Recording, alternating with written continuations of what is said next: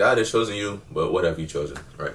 I'll start the video off with a story. Okay, so about 2, 3, 4 weeks ago, by the time I'm recording this video, what happens is I'm on my way to church, right? The only problem is I'm coming from a cabin that is a couple hours away, okay? So everybody in the cabin, they already made up in their minds they're not going to church. But me, I said, you know what? I still want to try to start the church. We on the way back home. I get back home. The time I get back home, almost half of the service is already over with. I haven't even driven to the church. I still got to take my bags out the car. Boom. I get all this done.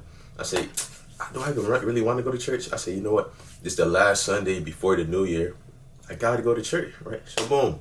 I pull up to the church and, you know what I'm saying, I get my praises on in the car. So, you know what I'm saying, I already know I missed everything. So I just try to do what I can. I get to the church, right? Since I'm so late, I'm walking in by myself, okay? Boom. I'm walking in by myself. The very first person that talks to me is actually the pastor's wife, okay? So the pastor's wife, she comes, she talks to me. She actually grabs my hand. She says, "Is that you?" I said, "Yeah, that's me." Okay, we cool like that, you get me? She says, "Is that you?" I said, "Yeah." She said, "I've been meaning to talk to you guys, but I never want to like pull you guys away from the service because most of the time she'll see us before we actually go into the service." So she comes, she pulls me, right? She's like, "Yo, let's talk." We go into a room, boom. Now we're in this room. She asks me, she says, "Do you know who you are?" I said, "Man, yeah, you know, I'm Dominique. You know, I love my family. I love being in and a part of the presence of love." I'm trying to like, you know what I'm saying, make it sound as good as possible. Boom. I'm like, "Yeah, I know who I am." She says, "Okay, that sounds cool, but do you know who you are?" The second time I said, "Okay, cool. I see where this is going." So I said, "Yes, I'm a child of God." She says, "Good. At least you know who you are." She tells me to pull up a verse. The verse is 1 Peter 2, verse 9, right?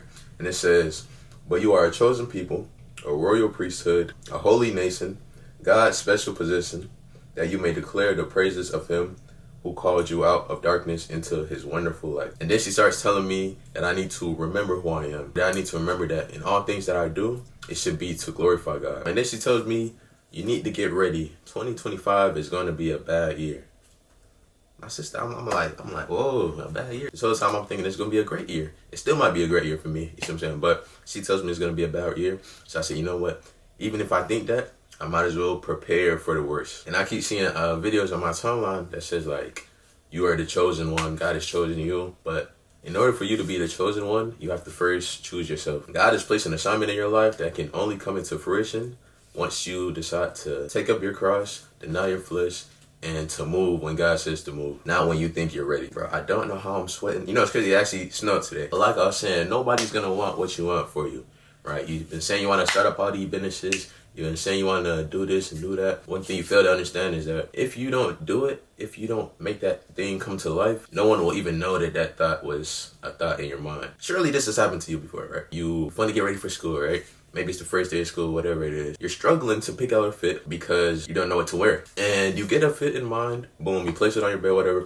You go to school. But the point I'm trying to make is that the fit that everybody sees, they only see your final decision. The same way when you want to make a joke, but you don't make it. Nobody even knows that that joke was in your head and you're like, dang, I missed my opportunity. They only know your final decision. All that matters is your final decision. The consistent choices are what you turn into. The integrity you attribute to yourself should hold more value than really any other external force or external influence. Meaning that in the same way that, you know, your job forces you to get up so early, like times you don't even want to get up at, your words should hold more value than even that. Your image should hold more value than that because you were made in the image of God. Because the truth is, every time you tell yourself to do something and you know it's going to better you, but you decide not to do it, you're training yourself not to take your own words seriously. If you told yourself you want to get something done, get it done, my brother, my sister.